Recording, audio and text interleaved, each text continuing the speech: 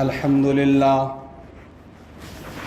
لله كفى وسلام على عباده الذين اصطفى أما بعد فأعوذ بالله من الشيطان الرجيم بسم الله الرحمن الرحيم وننزل من القرآن ما هو شفاء ورحمة للمؤمنين ولا يزيد الظالمين إلا خسارا وقال الله تعالى في مقام آخر يا أيها الذين آمنوا اتقوا الله وكونوا مع الصادقين صدق اللہ العظیم۔ بزرگوں، اللہ تعالیٰ نے قرآن مجید کو رہتی دنیا تک کے لیے ہدایت کی کتاب بنا کر بھیجا ہے۔ دنیا کی کوئی تنظیم ہو، کوئی جماعت ہو، کوئی بھی لوگ ہوں، اگر ان کی تنظیم میں، ان کی جماعت میں اگر برکت ہے تو وہ قرآن کے واسطے سے ہے۔ جس تنظیم نے قرآن کو چھوڑ دیا، جس جماعت نے قرآن کو پس پشت ڈال دیا، اللہ تعالیٰ نے ان کو دنیا میں بھی ذلیل و خوار کیا ہے اور آخرت میں بھی ذلیل و خوار ہونا پڑے گا۔ اسی لیے کسی شاعر نے کہا ہے، وہ معزز تھے زمانے میں صاحب قرآن ہو کر، اور تم خوار ہوئے تارک قرآن ہو کر۔ جب انسان قرآن مجید سے چمٹتا ہے تو اس کی زندگی میں تبدیلی آتی ہے۔ جمعہ کا دن بہت مختصر سا وقت ہوتا ہے، اس میں تمہید کا وقت نہیں ہوتا ہے کہ آپ کو تمہید کے ساتھ بات سمجھائی جائے۔ اولیاء اللہ کے لسٹ میں، اولیاء اللہ کی فہرست میں ایک بہت بڑا نام ہے حضرت فضیل بن عیاض رحمۃ اللہ علیہ کا۔ حضرت فضیل بن عیاض رحمۃ اللہ علیہ کے سوانے میں علماء نے لکھا ہے کہ حضرت فضیل بن عیاض رحمۃ اللہ علیہ ولی ہونے سے پہلے اپنے زمانے کے بہت بڑے ڈاکو تھے،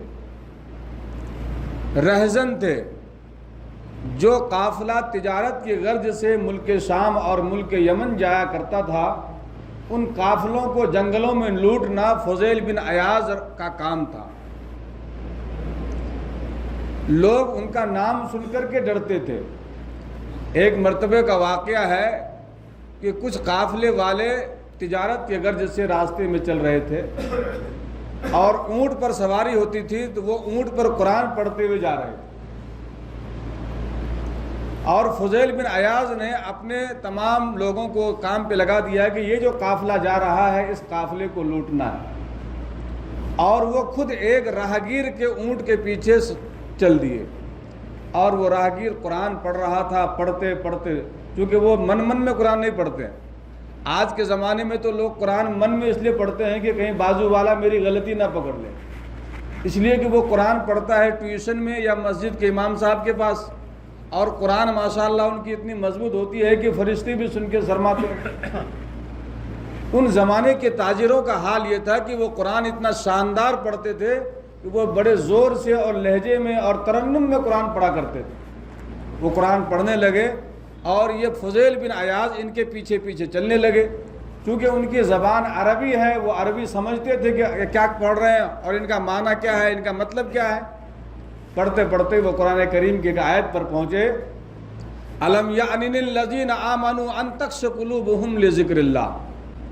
جب اس آیت پر پہنچے تو فضیل بن عیاض رحمۃ اللہ علیہ فرماتے ہیں کہ میرے رونگٹے کھڑے ہو گئے۔ اس آیت کا ترجمہ ہے، الم یعن للذین آمنوا ان تخشع قلوبہم لذکر اللہ۔ کیا ایمان والوں کے لیے وہ وقت نہیں آیا کہ وہ اللہ کو یاد کر کے اپنے آپ اللہ کو یاد کر کے ڈریں؟ اللہ کا خوف ان کے دلوں میں نہیں ہے؟ انہوں نے اس آیت کو اپنے اوپر فٹ کیا کہ میں اللہ کو یاد کر کے نہیں روتا ہوں، رات کو رہزنی کرتا ہوں۔ بس یہ آیت سننی تھی کہ فضیل بن عیاض رحمۃ اللہ علیہ کی زندگی بدل گئی اور انہوں نے رہزنی چھوڑ دی۔ آپ جب رہزنی چھوڑ دی آپ نے تو دیکھا کہ یہ لوگ جا کر کے راستے میں کہیں پر رکے اور آپس میں مشورہ کیا کہ دیکھو آگے سے فضیل بن عیاض کا قافلہ آئے گا اور ہمارا سامان لوٹ لے گا، لہذا ہمیں چاہیے کہ اپنا راستہ یہاں سے بدل دیں۔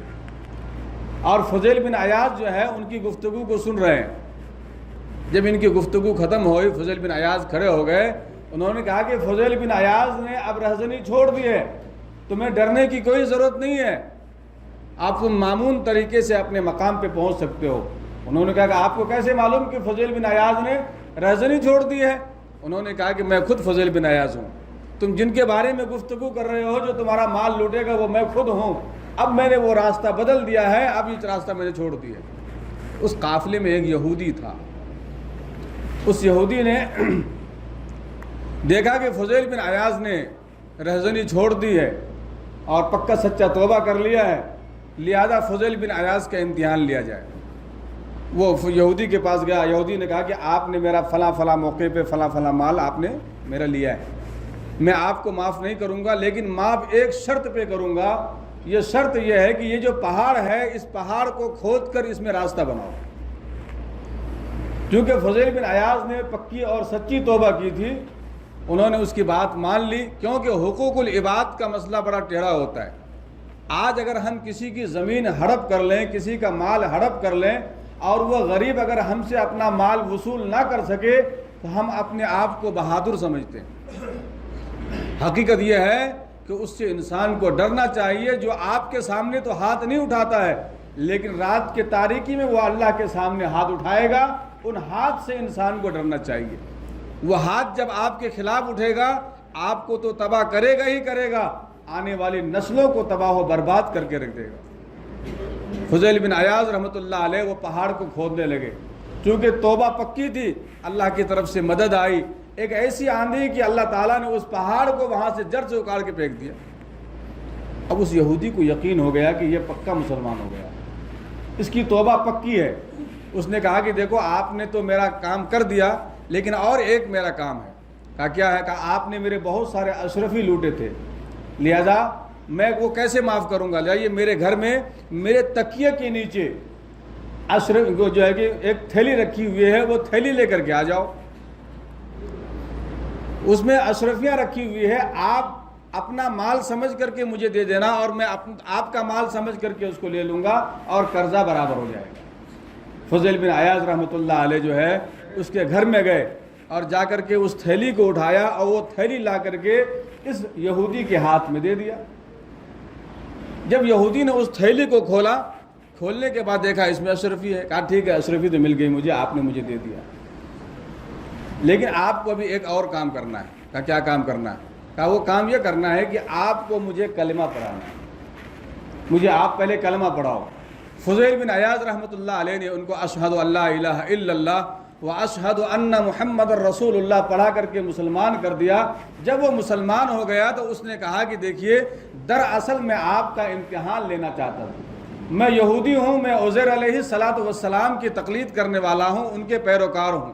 میں نے اپنی تورات میں ایک حدیث پڑھی تھی کہ جب کوئی آدمی پکی اور سچی توبہ کرتا ہے اور جب وہ مٹی کو ہاتھ لگاتا ہے تو وہ مٹی سونا بن جاتا ہے۔ وہ جو تھیلی آپ لے کر کے آئے ہیں اس تھیلی میں نے پتھر رکھا تھا، میں آزمانے کے لیے کہ فضیل بن عیاض نے جو توبہ کی ہے ان کی توبہ پکی بھی ہے یا نہیں ہے، لیکن آپ کی توبہ اتنی پکی تھی کہ اللہ نے اس پتھر کو سونے میں تبدیل کر دیا، لہذا اب میں مسلمان ہو گیا۔ تو میرے دوستو جب انسان پکی اور سچی توبہ کرتا ہے اور قرآن کو اپنی زندگی میں لاتا ہے، اللہ وہ راگیر، وہ رہزن جو دوسروں کا مال لوٹا کرتا تھا، جو ڈاکوؤں کے بڑے فہرست میں اس کا شمار ہوا کرتا تھا، اللہ تعالیٰ نے قرآن کی نسبت سے اس کی زندگی کو ایسا بدل دیا کہ اپنے زمانے کا سب سے بڑا ولی اور سب سے بڑا ولی اللہ بن کر کے گزرا۔ اور کوئی بھی سلسلہ ہو، چاہے وہ نقش بندی ہو، چاہے وہ سہر وردی ہو، چاہے قادری ہو، چاہے چشتوی ہو، کسی بھی سلسلے کی کڑی اس وقت تک مکمل نہیں ہوتی ہے جس کڑی میں فضیل بن عیاض رحمۃ اللہ علیہ کا نام ذکر نہ کیا جائے۔ تو کیسے زندگی بدلی؟ جب انسان اپنے آپ کو بدلنے کی فکر کرتا ہے اللہ تعالیٰ اس کی زندگی میں تبدیلیاں عطا فرماتا ہے۔ آج ہم سمجھتے ہیں کہ ہم چوری کر کے بہت بڑے بہادر ہو گئے، اور اگر اللہ تعالیٰ نے کسی کو طاقت دی ہے، کوئی پہلوان ہے، اللہ تعالیٰ نے قرآن مجید میں فرمایا انما اموالکم و اولادکم فتنہ، اولاد بھی فتنہ ہے، مال بھی فتنہ ہے۔ اللہ تعالیٰ نے کسی کو خاندانی اعتبار سے مضبوط بنایا، 4-8 بیٹے ہیں، بھتیجے ہیں، بھائی ہے، خاندان بڑا مضبوط ہے، اب وہ آدمی محلے میں سر اٹھا کر چلتا ہے، میرے سامنے کوئی دم نہیں مار سکتا ہے، یہ تکبر ہے۔ یا اللہ تعالیٰ نے کسی کو مال دیا ہے، وہ سمجھتا ہے کہ میں مال کی بنیاد پر کچھ بھی کر سکتا ہوں، میں وکیل خرید سکتا ہوں، جج خرید سکتا ہوں، قانون کو جو ہے کہ اپنے ہاتھ میں لے سکتا ہوں۔ اللہ نے فرمایا یہ بھی فتنہ ہے، انما اموالکم و اولادکم فتنہ۔ اپنے زمانے کے بہت بڑے ولی، بہت بڑے قطب اور بہت بڑے اللہ والے گزرے ہیں، حضرت جنید بغدادی رحمۃ اللہ علیہ، یہ بھی فضیل بن عیاض کے پائے کے بزرگ ہیں، فضیل بن عیاض جیسے بزرگ ہیں، ہے جنید بغدادی رحمۃ اللہ علیہ، اپنے زمانے کے سب سے بڑے پہلوان تھے۔ عراق کی سرزمین پر جنید بغدادی سے بڑا کوئی پہلوان نہیں تھا، اور اس سے ہاتھ ملانے کے لیے بڑے سے بڑے پہلوان کو سوچنا پڑتا تھا۔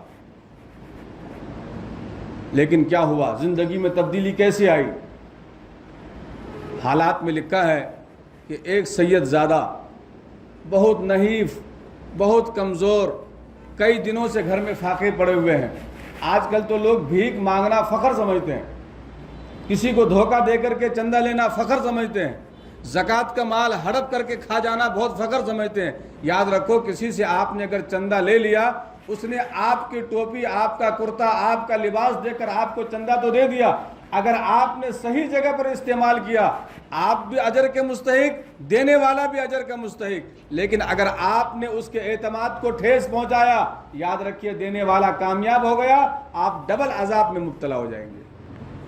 اس لیے دھوکہ دینا کوئی بڑی بات نہیں، بھیک مانگنا بہت بڑا عیب ہے۔ تو وہ سید زادہ بہت غریب تھا، کئی دنوں سے فاقے چل رہے تھے، لیکن اس کو معلوم ہوا کہ اس شہر میں بادشاہ جنید بغدادی سے مقابلہ کرواتا ہے، اور جو اس کے مقابلے میں جیت جاتا ہے اس کو بہت سارے انعامات ملتے ہیں۔ جیسے آج کے زمانے میں ٹورنامنٹ ہوتا ہے والی بال کا، کہ آج کل تو کرکٹ کا ہر پیدا ہونے والا بچہ اس کا ماہر ہوتا ہے، اس زمانے میں کشتی کا کھیل چلتا تھا۔ یہ آدمی بادشاہ کے پاس گیا اور بادشاہ سے جا کر کہا کہ میں جنید بغدادی سے مقابلہ کرنا چاہتا ہوں۔ کہا ٹھیک ہے، اعلان ہو گیا، تاریخ کا اعلان ہو گیا، جگہ کا اعلان ہو گیا، اور لوگ دیکھنے کے لیے ہجوم کہ ایک لکڑا، ایک دبلا پتلا انسان اور فضیل بن عیاض سے مقابلہ کرنے کے لیے آیا۔ یہ کیا مقابلہ کرے گا؟ اگر فضیل بن عیاض نے اس کو ایک ہاتھ مار دیا تو یہ مر جائے گا۔ لوگ دیکھنے کے لیے پورا عراق شہر امڑ آیا۔ جب وہ پہلوان لوگ لڑتے ہیں تو آپس میں ایک دوسرے سے ہاتھ ملاتے ہیں، تو وہ سید زادہ ہے جنید بغدادی رحمۃ اللہ علیہ سے جب ہاتھ ملایا، اس نے کہا کہ کان ادھر لاؤ۔ اس نے کان میں بات کہی کہ دیکھو میں سید زادہ ہوں، میں حضرت حسین رضی اللہ تعالیٰ عنہ کے نسل سے ہوں، میں سید ہوں، رسول اللہ صلی اللہ علیہ وسلم کا خاندان میرا خاندان ہے، میرے گھر میں کئی دنوں سے فاقے چل رہے ہیں،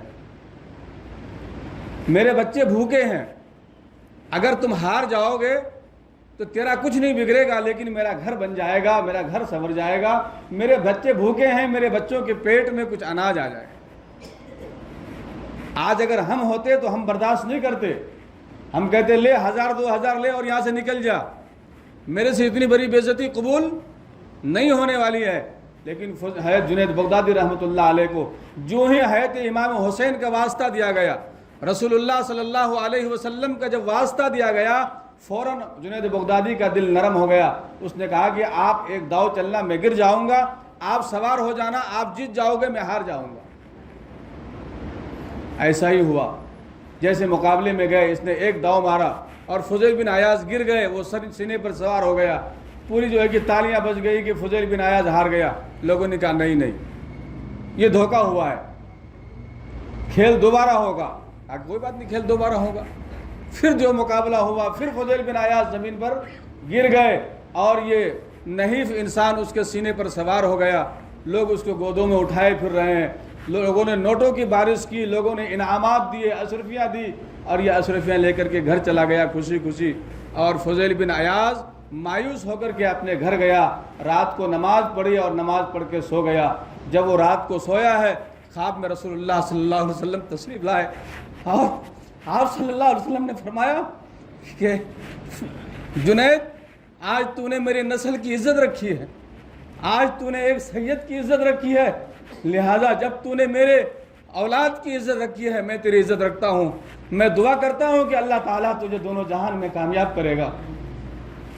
تاریخ میں لکھا ہے کہ اللہ کے نبی صلی اللہ علیہ وسلم کی دعا ایسی رنگ لائی، فضیل بن عیاض کی دنیا بدل گئی، انہوں نے پہلوانی کو چھوڑ دیا، انہوں نے اپنے شہرت کو، اپنی عزت کو لات مار دی اور اللہ کے نبی صلی اللہ علیہ وسلم کا گرویدہ ہو گیا، اور ایسی عبادت کی کہ لسٹ میں اللہ تعالیٰ نے اس کا نام، اولیاء کی لسٹ میں اس کا نام لکھ دیا۔ میرے دوستو، انسان کی زندگی میں تبدیلی کب آتی ہے کوئی انسان پہچان نہیں سکتا ہے، اسی لیے کسی کو حقیر نہ مت سمجھو، کوئی غریب ہے اس کو نیچی نگاہ سے مت دیکھو۔ اور آج کے زمانے میں یہود و نصارہ کی سب سے بڑی جو سازش ہے وہ یہ ہے کہ علماء اور عوام کے درمیان اتفاق کو ختم کر دو، علماء کا اعتماد عوام سے ختم کر دو۔ جب عوام کا اعتماد علماء سے ختم ہو جائے گا پھر ان کو کاٹنے کا کوئی راستہ نہیں، یہ خود ہی مر جائیں گے۔ آج غیروں کو معلوم ہے کہ دین اگر باقی ہے تو وہ مدارس اسلامیہ سے باقی ہے، اگر یہ مدارس نہیں ہوں گے آپ کے مسجد کو امام نہیں ملے گا، آپ کو مؤذن نہیں ملے گا، آپ کو جنازہ پڑھانے والا نہیں ملے گا، آپ کو نکاح پڑھانے والا نہیں ملے گا، آپ کے بچوں کے کان میں اذان دینے والا نہیں ملے گا، آپ کو حلال و حرام کی تمیز بتانے والا نہیں ملے گا۔ یہ تمام زندگی کے ہر شعبے میں کام آنے والے یہی علماء ہیں، ان سے ہم فائدہ اٹھاتے ہیں، لہذا ہماری آپ سے گزارش ہے اس سے بزن نہ ہو، اس کے اوپر اعتماد رکھیں۔ ہاں ٹھیک ہے، 100 میں سے 2-4 ایسے بھی ہوتے ہیں جو غلط کام انجام دیتے ہیں۔ جہاں دھان ہوتا ہے دھان میں بھوسی بھی ہوتی ہے، وہ بھوسی کو چھوڑ دو، اصل چیز کو دیکھیے۔ میں دوستو، یہ دور بہت پرخطر دور ہے، آج ایمان کا سودا ہو رہا ہے۔ آپ حضرات سوشل میڈیا سے جڑے ہوئے ہیں، آپ دیکھیے ہماری بچیاں ارتداد کے دہانے پر ہر روز لڑکیاں جو ہے کہ غیر مسلموں کے ساتھ شادیاں کر رہی ہے اور ماں باپ کے سامنے جواب دے رہی ہے کہ ہمیں ہندو دھرم پسند ہے، مسلمان پسند نہیں ہے۔ کیوں؟ یہ اس وجہ سے ہے کہ آج مسلمانوں نے جہیز کو اپنا سیوا بنا لیا ہے، جہیز لینا فخر سمجھتے ہیں، شادیوں میں 4 قسم کے کھانے بنانا اپنے لیے فخر سمجھتے ہیں۔ جب کوئی مالدار اپنے محلے میں شان کی شادی کرتا ہے، شوکت کی شادی کرتا ہے، تو بات بتائیے اس محلے میں کوئی غریب ہے آٹو رکشہ چلانے والا، کوئی 500 روپے اور 300 روپے مزدوری کرنے والا بھی ہے، جب آپ عالی شان شادی کرتے ہیں تو اس مزدور کے دل پہ کیا گزرتی ہوگی بات۔ اس لیے شادی کو آسان بنائیے، سادے طریقے سے کیجئے اور جہیز کی لعنت کو ختم کیجئے۔ اللہ تعالیٰ سے دعا کیجئے کہ اللہ تعالیٰ ہم سب کو دونوں جہان میں کامیاب فرمائے۔ اب تک کی جو ہماری زندگی گزری ہے، جیسی بھی گزری ہے، گناہوں میں گزری ہے یا عبادت میں گزری ہے، اللہ آگے کی زندگی ہمیں عبادت والی زندگی عطا فرما اور توبہ والی زندگی عطا فرما۔ اسی لیے اللہ نے فرمایا یا ایھا الذین آمنوا توبوا الی اللہ توبۃ نصوحا، تم پکی اور سچی توبہ کر لو، اللہ تعالیٰ تمہارے گناہوں کو معاف کر دے گا۔ اللہ تعالیٰ ہمیں کہنے سے زیادہ عمل کی توفیق عطا فرمائے۔ وآخر دعوانا ان الحمد للہ رب العالمین۔ سنت پڑھ لیجیے۔